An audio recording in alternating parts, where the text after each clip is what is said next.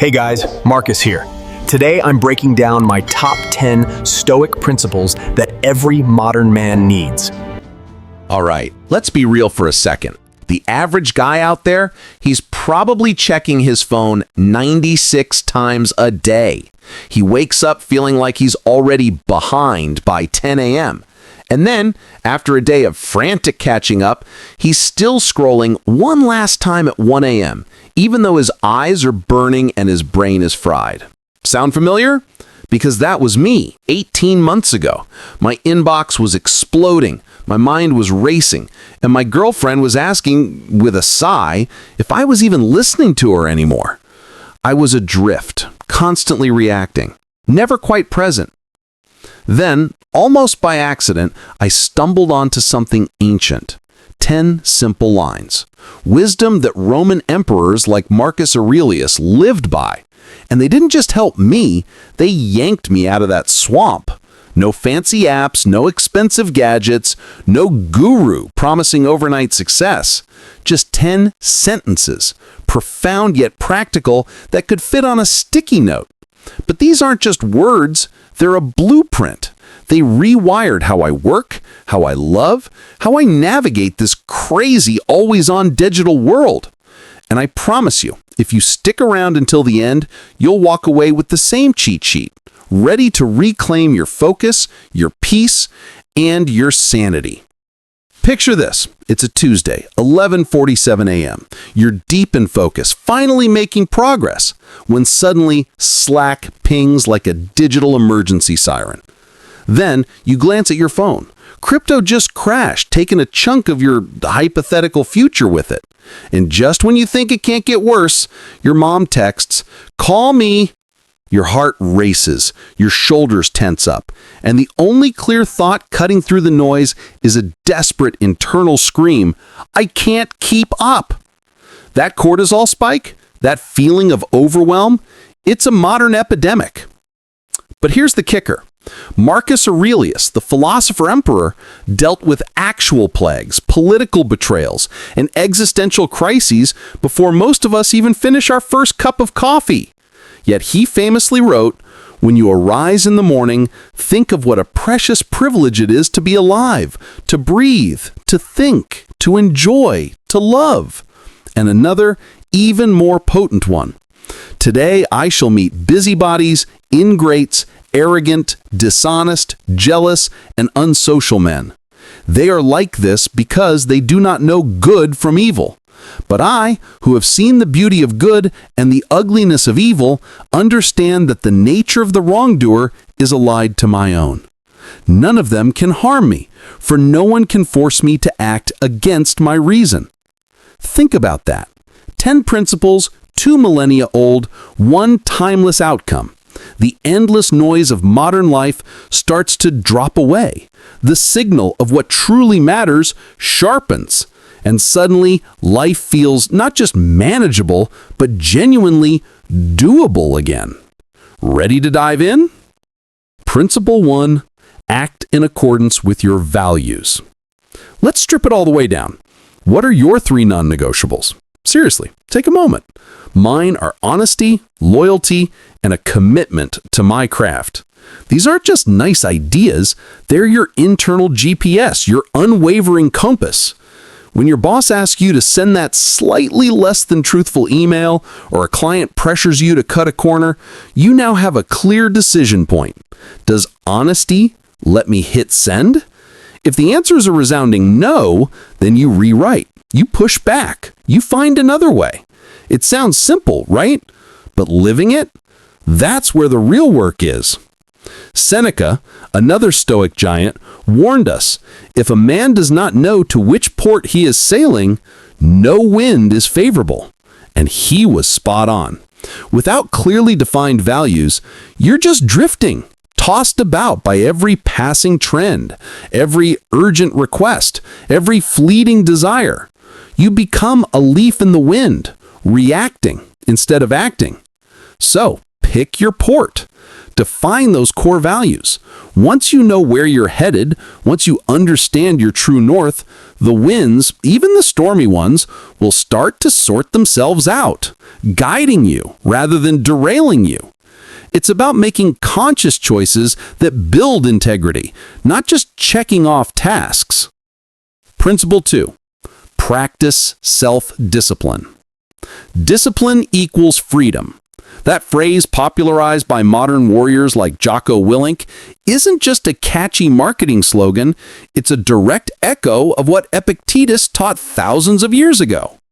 The truth is, without self-discipline, you're not free. You're a slave to your impulses, your distractions, and the algorithms designed to hijack your attention. Freedom isn't the absence of rules, it's the mastery of your own internal world. So, how do we practice this? Start by doing the essential thing first, before your phone even has a chance to whisper sweet dopamine promises into your ear. For me, that means tackling the hardest client report at 7 a.m. My phone stays in the kitchen, face down, alarm only. No scrolling, no checking emails, just focused work. By 9 a.m., when most people are just getting their day organized, I've already conquered the most challenging task. And let me tell you, that feeling of accomplishment, it's a powerful shield. It means that when the office cookies make their appearance at 4 p.m., or a friend suggests a mindless Netflix binge, those temptations have lost their emotional grip. You've already proven to yourself that you can choose what matters.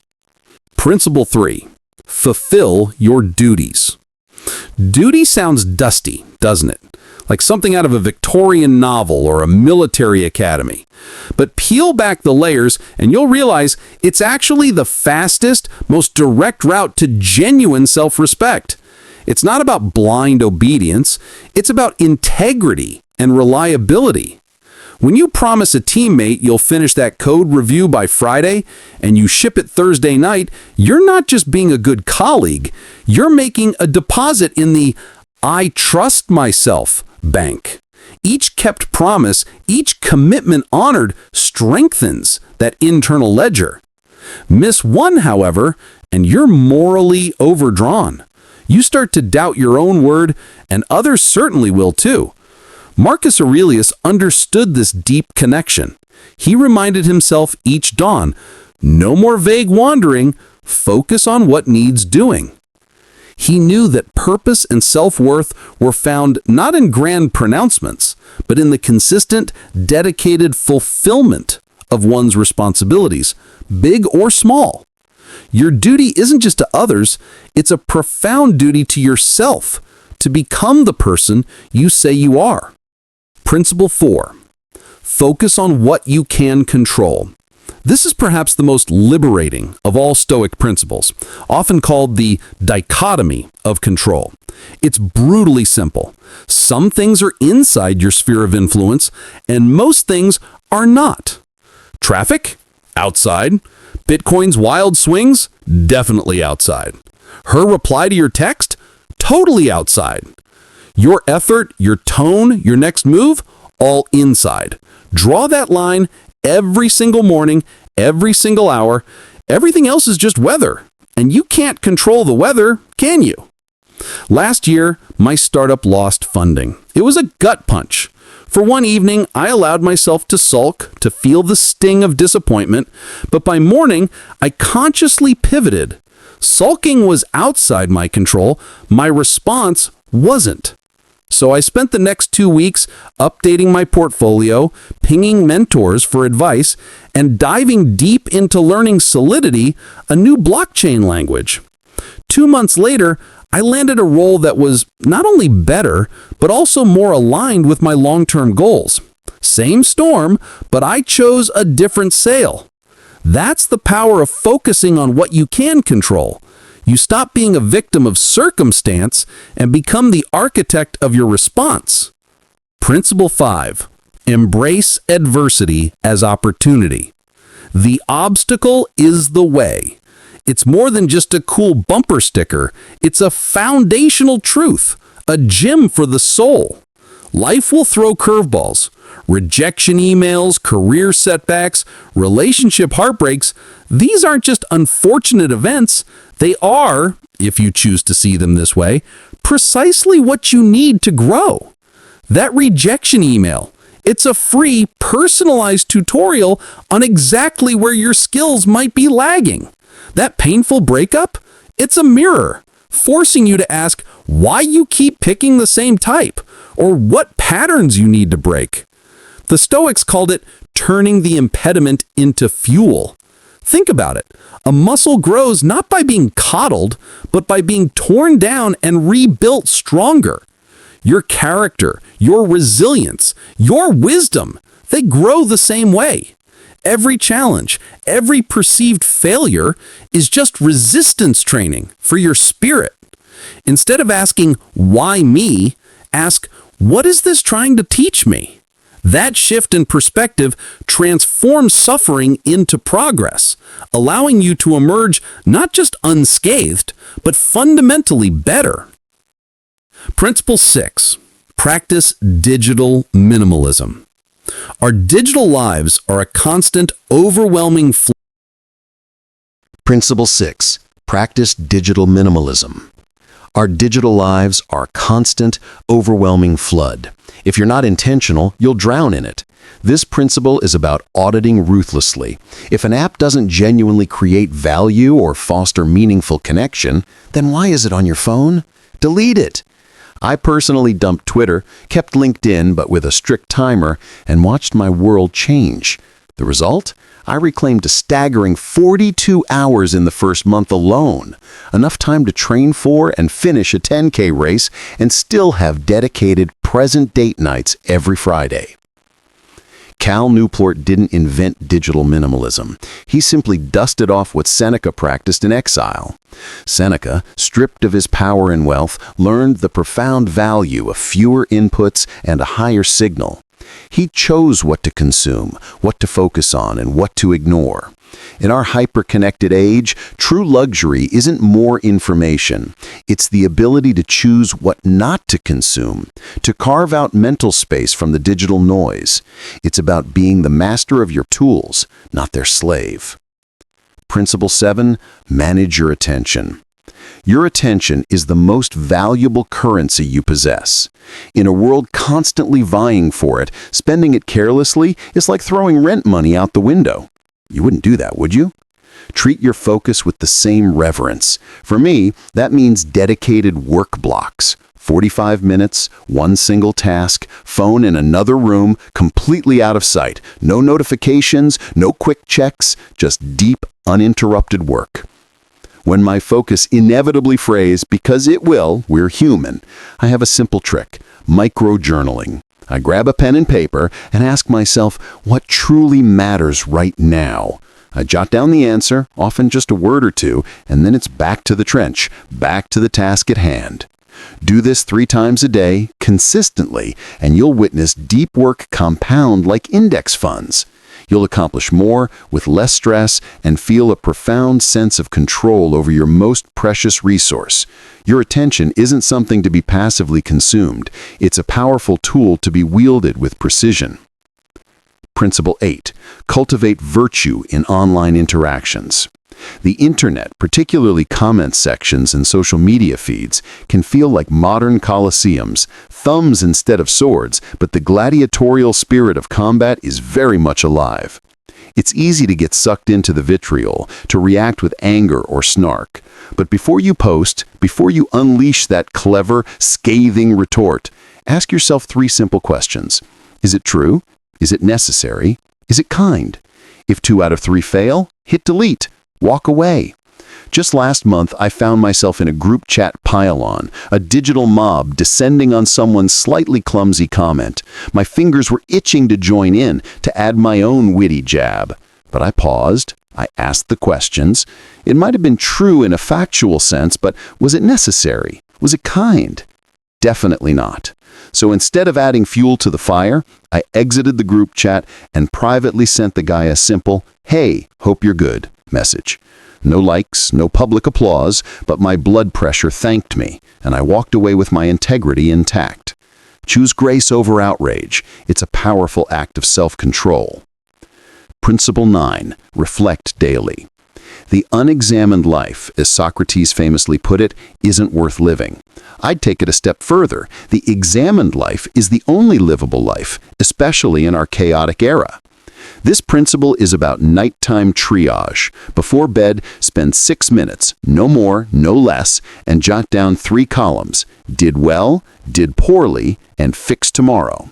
What went right today? What did you handle with grace or competence?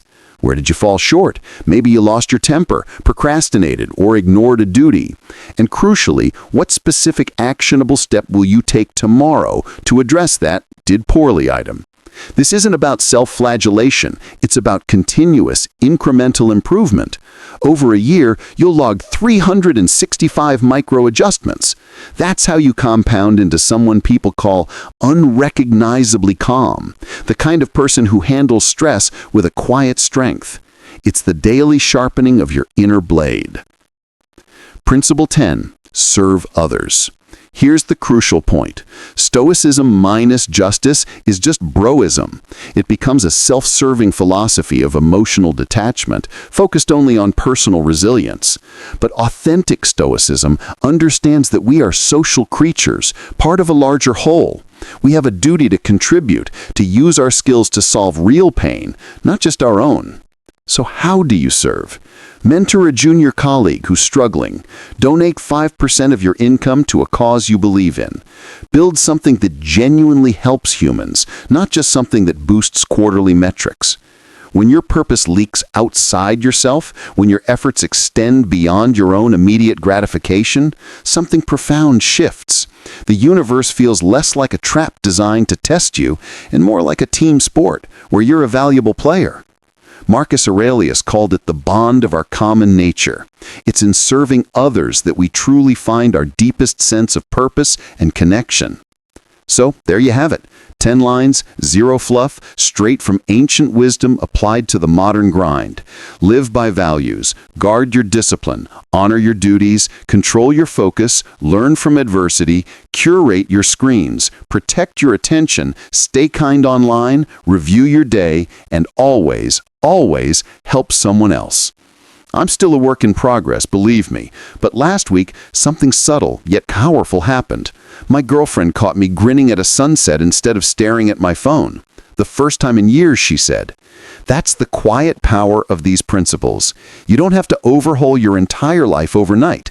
Pick just one principle today. Master it. Stack another one next Monday. By the end of the quarter, you'll be that guy who keeps his cool when the Wi-Fi dies, when the client rants, or when the market takes a terrifying dip. Calm isn't just a state of mind, it's a superpower, and it's contagious. Start an epidemic. If this conversation added even an ounce of clarity to your day, do me a favor. Hit that subscribe button and then share it with just one friend who you know is drowning in noise. Drop a comment below and tell me which principle you're going to attack first. Our community keeps us honest, and I'd love to hear your thoughts. More practical Stoic tactics straight to your inbox every single week. I'll see you in the next one.